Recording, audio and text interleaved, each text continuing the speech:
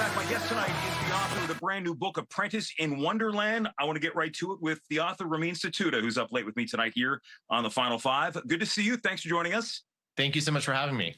What I love about the way that this book came about was, unlike all of the other books that have been written about Donald Trump, you did not go into this saying, I want to write a book about your administration. You said, I want to write a book about your time on The Apprentice. It's a book about reality TV, and he actually loved that. And so I announced the book. His office reached out to me. I interviewed Donald Trump 6 times since he left the White House. We spent a lot of time together. We watched clips of The Apprentice together in Trump Tower. I went and visited him in Mar-a-Lago. And I think the portrait that emerges in this book is the real Donald Trump. I know a lot of people try to impose things on Donald Trump and try to have ideas about who he is. And I think I really got to who the real Donald Trump is in this book. And this is somebody who you had interactions with well before he got into the political arena. You knew how to get in touch with Donald Trump, and he was somebody who, I mean, let's be honest, if there was a media inquiry, he was somebody who was willing, ready, willing, and able to talk to the press. I used to cover The Apprentice in my early 20s. I was a reporter at Newsweek, and I would always call his office. He had no publicist at the time. I could go straight to him. He'd pick up his phone on the golf course. On the weekend, he was marrying Melania. He was always very excited to talk to journalists. He would answer a few questions and then hang up. And I always wondered if he changed at all in the White House, if being the president of the United States changed the way he regarded the media, even though he always calls the media fake news. And one of the conclusions of this book is that he isn't different. He loves talking about show business. He loves talking about Hollywood. He loves talking about celebrities. And he actually really likes talking to journalists. That's why he participates in a lot of books. And he gave me the most access he gave any journalist because he loves The Apprentice so much. So as you go from talking about The Apprentice and putting it into the prism of Donald Trump, the politician, where did you see things stay the same? Where did you see some daylight where those two personas grew apart?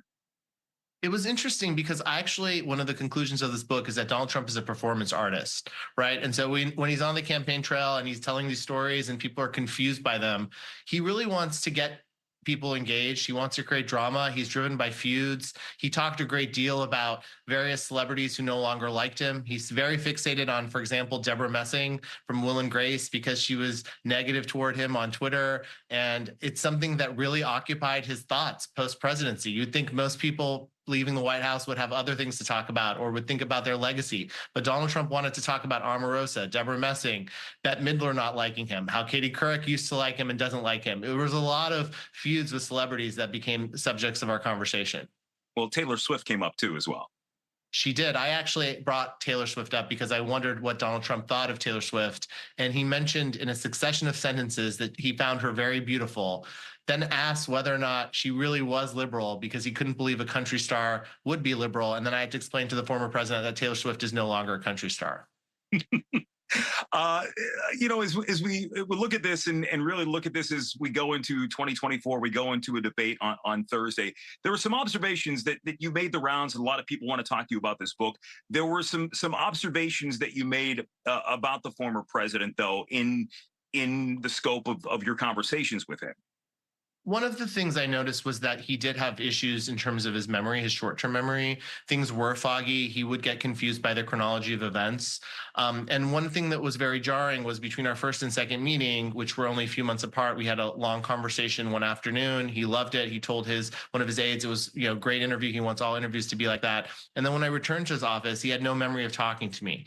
And so that was a very striking thing that I observed. And his campaign has responded. They issued this statement that I thought was very funny about how he did remember me, but I'm a nobody. But it is something I think that voters should be aware of as they're making a decision about this upcoming election. And you also mentioned, look, during the Apprentice, I mean, I fully admit I was part of the millions who watched the show, even into the celebrity and the celebrity version where you had Joan Rivers, who was Miss, really the Miss New York herself, who was just such this force out there. And she, if you listen to her through the years, was fairly conservative in her politics in many realms. You would imagine somebody like her would support Donald Trump, but she never supported him as president. Well, one of the things he told me was that Joan Rivers voted for him, but Joan Rivers died in 2014. So there was no way in which, even with early voting, Joan Rivers could have voted for him. But that's another example of him just not really getting the chronology of things right. And also him being a storyteller. He loves telling stories about how much celebrities love him, even if they're not true. when we went through the 2016 election, and I'm from Western Pennsylvania, I'm from an area where Donald Trump really resonated with a lot of people, and not just because of his politics, but for years he was very back to that accessibility, the fact that he would appear on talk shows, he would appear on Howard Stern, he'd be on Letterman. He was somebody who, I think when you watched him, you would think this guy has a sense of humor about himself, that there is something that, despite the fact he's a billionaire, did appeal to people. Did you pick up on that in your conversations? He is very entertaining. When you talk to him, he has trouble sticking to one story. So we talk about The Apprentice, and then it would go to Fauci and COVID and how people in the White House treated him bad and how the press treated him bad. It's a cascading effect. So he goes from one story to the next to the next. But in real life, he is charismatic and entertaining. And I think that is also part of this book. And a lot of people who've read this book tell me that they think it's a very funny book, which is a great compliment. But I also want people to know the real Donald Trump. Yeah, this is not, again, the type of book where you have people who may have an axe to grind, people who may have some cursory access to him. This is from a much different viewpoint. So this is not like any other Trump book that has been written over time.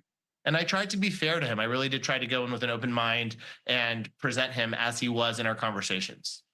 And when you do 6 interviews with somebody in 2 different places, it certainly there was certainly a level of trust. I think he invested in you as well there. Ramin, I appreciate it. Congratulations on the success. It is a fascinating read. Good to see you.